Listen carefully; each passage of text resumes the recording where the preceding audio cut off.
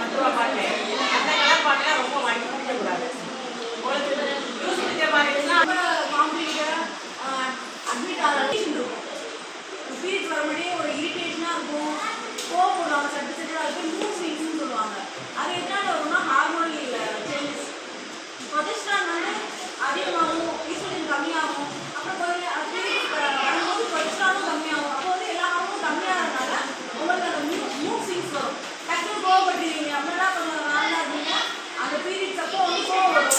அது வந்து hormonal impacts. அதை எப்படி இது பண்ணுவோம்னா தண்ணி நிறையா குடிக்கணும். தண்ணி கொஞ்சம் நிறைய ஹைட்ரேட் பண்ணிக்கிட்டிங்கன்னா அந்த மாதிரி வராது. அப்புறம் யோகா பண்ணால் வராது. அப்புறம் வந்து நம்ம பிடிச்ச விஷயங்கள், இப்போ வந்து ஒரு படம் பார்க்க பிடிக்குன்னா அந்த டைமில் படம் பார்க்கலாம். இல்லைன்னா பிடிச்சி யாரோட பேசினா எனக்கு அந்த மாதிரிலாம் வராதுன்னா அந்த மாதிரி பண்ணால் அந்த சிம்டம்ஸ் வந்து கம்மியாக வரும்.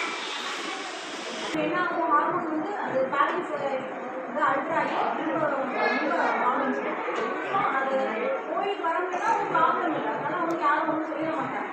அது வந்து மக்கள் மித்து ஆக்சுவலாக என்னென்னா மக்கள் வந்து கோயில் உள்ளே போகக்கூடாது, நம்ம டச் பண்ணால் தீட்டு அப்படின்றது அவங்களோட எண்ணங்கள்.